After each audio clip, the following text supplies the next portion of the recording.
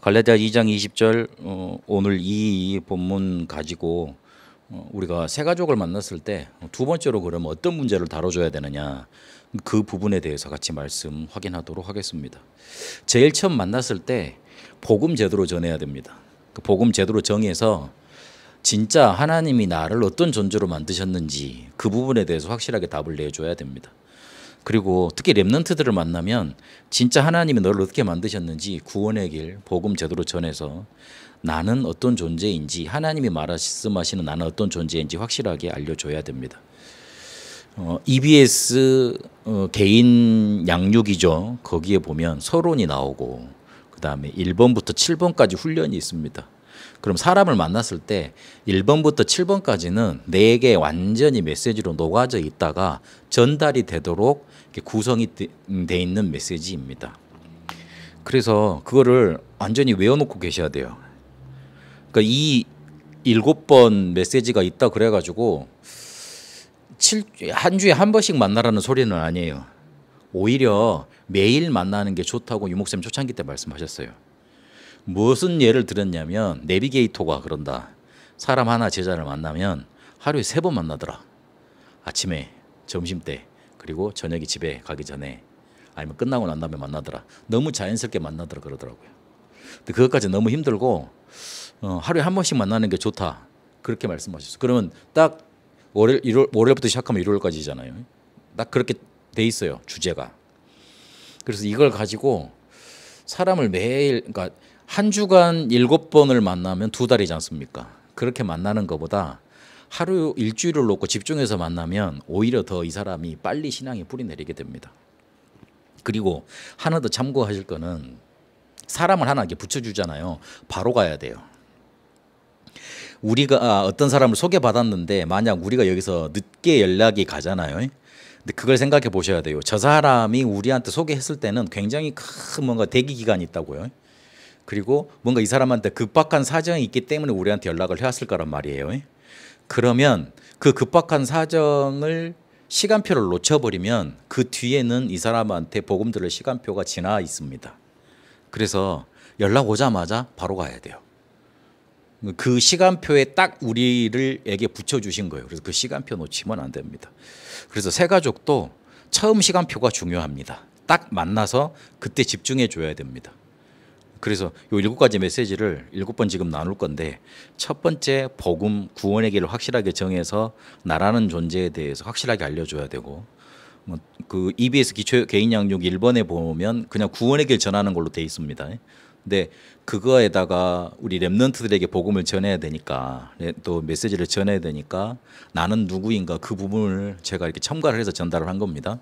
그냥 구원의 길을 간단하게 담백하게 그리고 정확하게만 전하면 됩니다. 첫 번째 그 메시지고 두 번째는 그러면 구원받고 났는데 고통이 다 해결이 됩니까? 뚝딱 도깨비 방망이처럼 해가지고 바로 없어집니까? 그렇지 않잖아요.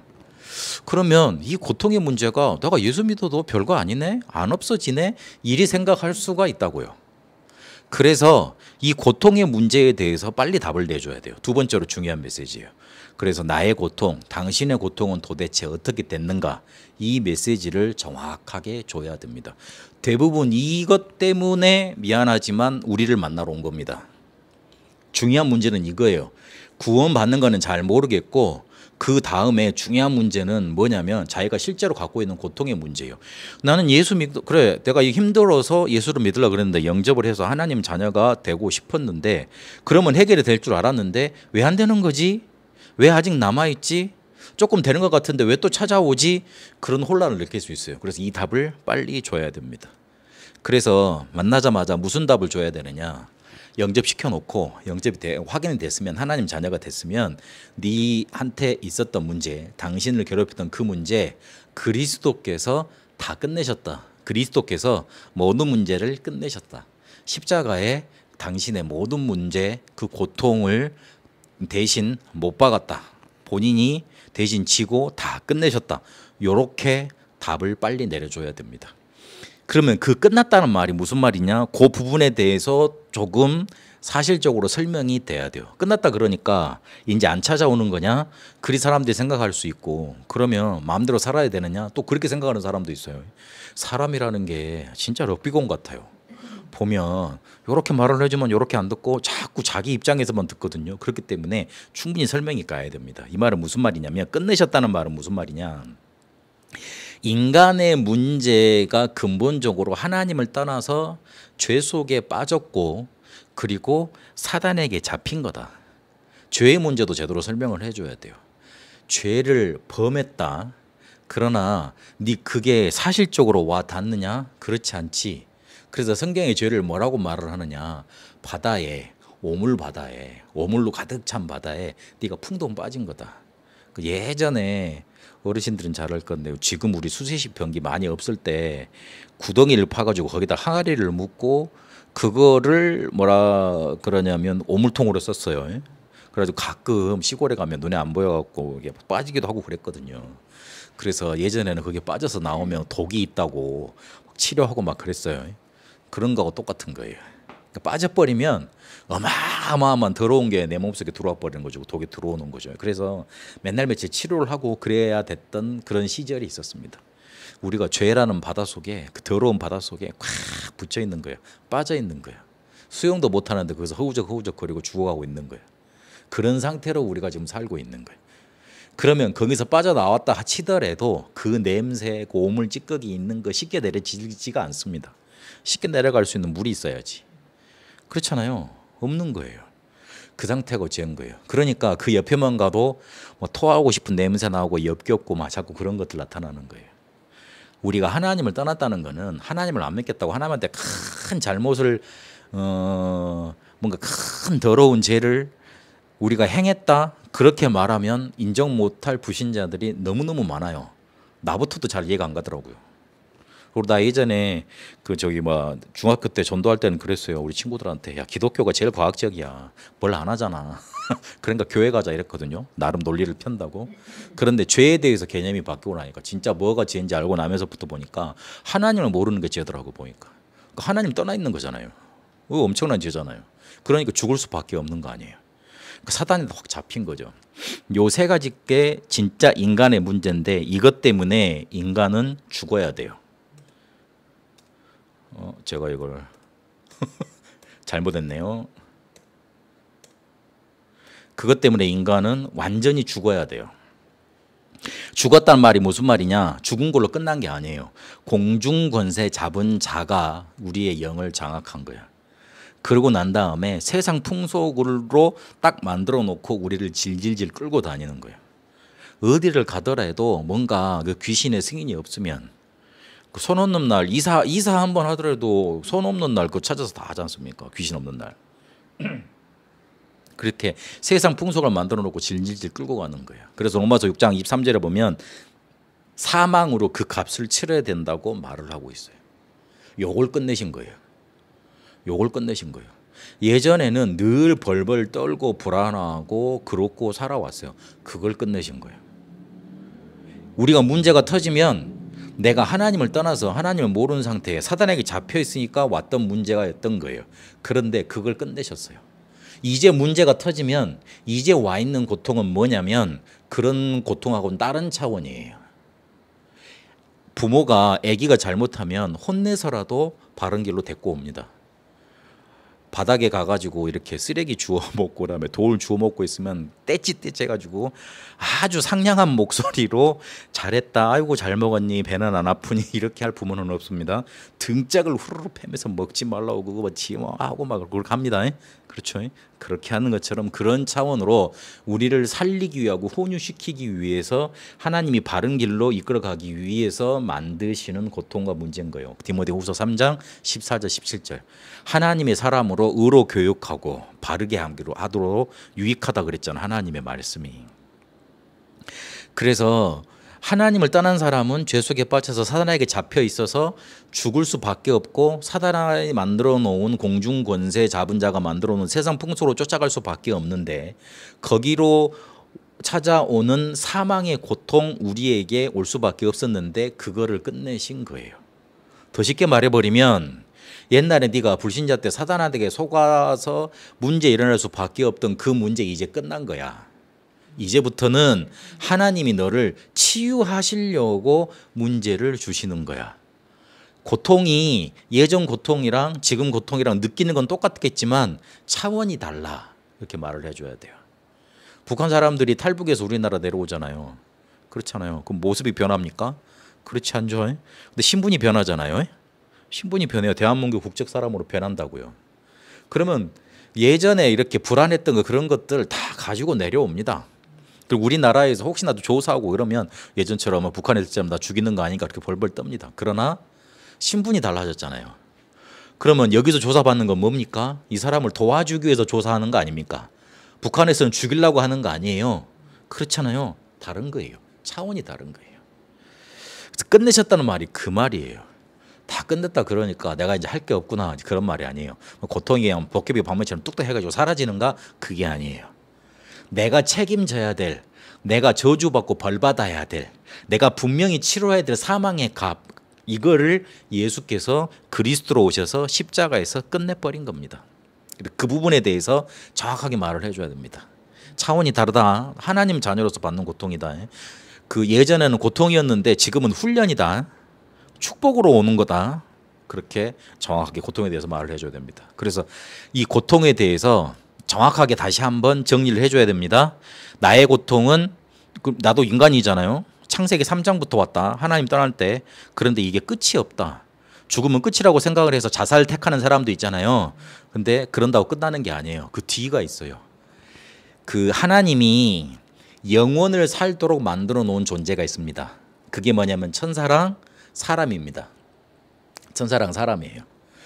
그런데 그 천사가 이렇게 끝이 없기 때문에 영원을 사는 존재이기 때문에 이거를 없앨 수 없거든요. 그래서 하나님이 지옥을 만들어 놓은 거예요. 그런데 사람이 하나님을 배반하고 그 타락한 천사를 따라갔잖아요. 사단마귀를 따라갔잖아요. 그래서 같이 사단마귀가 가야 될 곳에 갇히는 겁니다. 그게 지옥입니다. 감옥이에요. 감옥. 그래서 끝나면 죽으면 끝났다 그러는데 그렇지 않아요. 지옥으로 가게 돼 있어요. 고통이 영원히 계속되는 거예요. 쉽게 말하면. 이 고통이 그러면 왜 시작되었습니까? 아까 말했죠. 하나님을 떠나서 마귀에 유혹받아서 죄의 종이 됐고 마귀한테 사로잡혀서 그렇습니다. 그렇기 때문에 그렇습니다. 그러면 요게 고통의 이유면 요거를 그대로 어떻게 예수님께서 해결하셨어요? 그리스도로 오셔서 왕, 선지자, 제사장으로 오셔서 해결을 한 거잖아요. 그래서 완전히 해결을 하신 거예요. 그래서 당신의 고통은 이사야 53장, 마태복음 8장 같이 반복되는 구절이죠. 예수께서 친히 연약한 것까지 담당하셨다. 우리가 찔림 받아야 되는데 그가 찔림 당하셨고, 우리가 상처 받아야 되는데 그가 상하셨고, 그가 우리 대신해서 죽었다. 그래서 우리 나음을 얻고 우리는 치유를 받았다. 그거 말해줘야 돼요. 다 끝났다. 네 고통 이제부터는 네 거 아니다. 그래서 지금부터는 네 주인을 바꿔라. 지금까지는 내가 열심히 해서 내 인생을 내가 스스로 내 고통을 해결해 보려고 여러 가지 것을 찾아다녔으나 이제는 차원이 달라졌으니까 예수님께 묻고 네 안에 계신 성령님께 조금만 물으면 된다. 그게 주인 바꾸는 거다. 그래요. 그렇게 알려주면 돼요. 주인 바꾸라 그러니까 뭐 크나큰 거를 변화시켜야 된다고 생각하고 있는데 그렇지 않습니다. 물으면 돼요. 물음의 대상, 질문의 대상이 나였잖아요. 그렇죠. 나에게서 답이 안 나오니까 다른 사람을 찾아갔죠.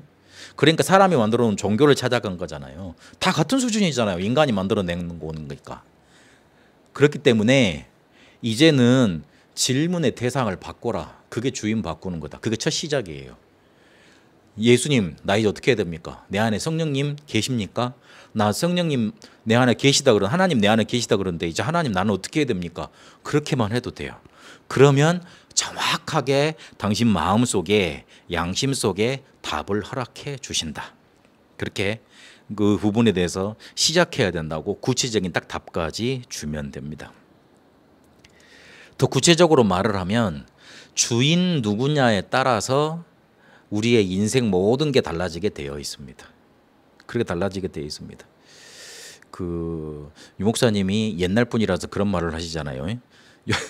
요즘 세대들 보면 아주 막 기겁할 얘기인데 여자는 남편을 잘 만나야 된다고.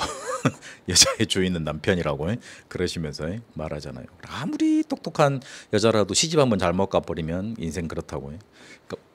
그 요즘은 좀 다른 말입니다. 어쨌든 그렇습니다. 그래서 주인, 그러니까 내가 어떤 사람을 만나서 내 인생을 좌지우지하게 맡기느냐에 따라서 내 인생 달라지게 돼 있습니다. 그리고 앞서도 말씀드렸습니다마는 지금 내 영적인 대수술이 끝난 거예요.